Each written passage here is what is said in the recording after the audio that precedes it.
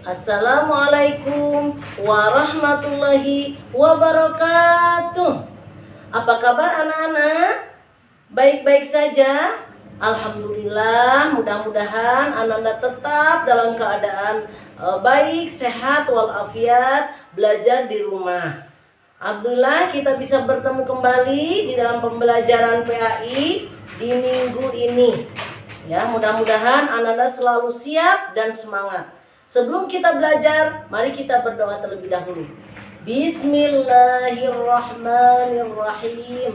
Raditu billahi rabba wa bil islami dina wa bi muhammadin nabiyya wa rasula. Rabbi jidni ilma warzuqni fahma birahmatika ya arhamar rahimin. Amin ya Allah ya rabbal alamin.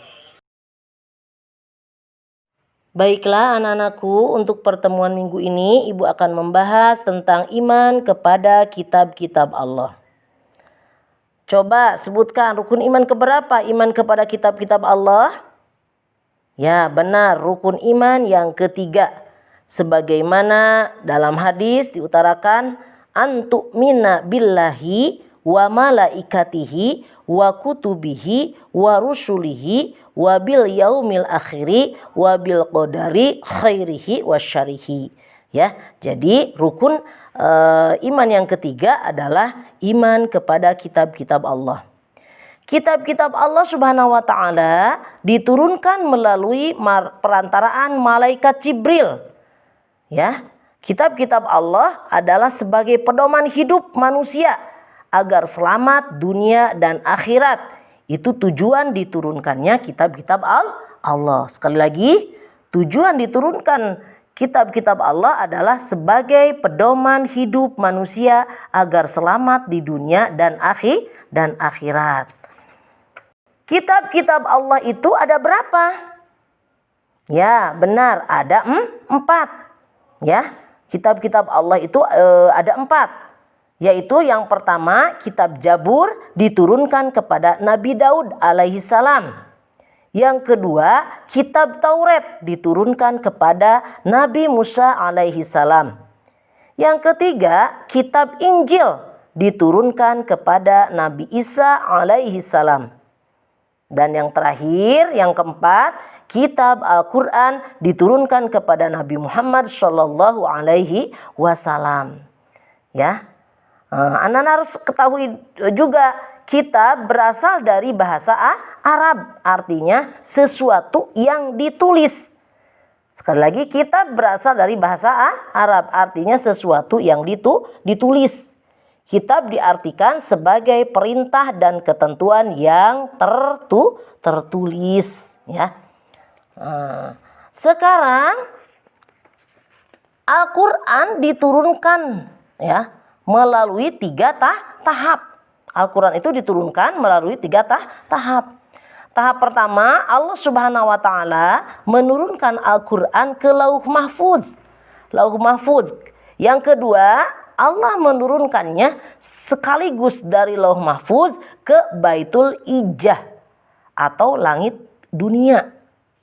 Yang ketiga, dari langit dunia diturunkan kepada Nabi Muhammad SAW secara bertahap selama 22 tahun, 2 bulan, dan 22 hari. Nah itu Al-Quran diturunkan oleh Allah. Ada yang diturunkan di Mekah, makanya disebut surat Makiyah. Ada juga Al-Quran yang diturunkan di Madinah, makanya dikenal dengan surah Madaniyah. Ibu sebutkan berikut ciri-ciri surat Makiyah dan surat Madaniyah. Ciri-ciri surat Makiyah adalah suratnya menjelaskan tentang tauhid dan keimanan. Diawali dengan kata ya ayyuhan nas. Ya, ayatnya pendek-pendek. Nah, itu adalah surat Makiyah. Sekarang ciri-ciri surat Madaniyah. Surahnya menjelaskan tentang ibadah dan hukum.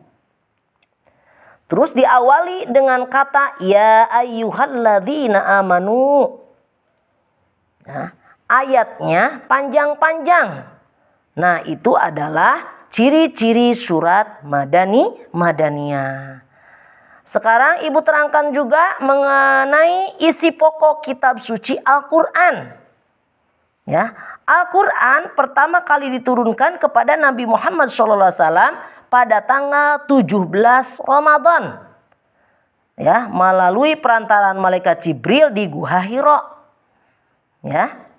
Makanya suka diperingati oleh umat Islam sebagai Hari Nuzulul Quran. Ayat Al-Quran yang pertama kali turun adalah surat Al-Alaq ayat 1 sampai 5. Al-Alaq 1 sampai 5. Ayat ini turun ketika beliau sedang wukuf pada saat Haji Wada tanggal 9 Zulhijjah tahun 10 Hijriyah. Berikut beberapa isi pokok kandungan kitab suci Al-Quran. Apa saja? Ya, yang pertama akidah, yaitu keimanan, kepercayaan, dan keyakinan. Yang kedua ibadah. Yang ketiga syariah, yaitu hukum dan aturan yang ditetapkan oleh Allah Subhanahu wa taala untuk manusia. Dan yang terakhir, kisah-kisah Nabi dan umat terdahulu. Nah, itu saja untuk pembahasan kali ini. Mudah-mudahan Ananda memahami apa yang Ibu sampaikan.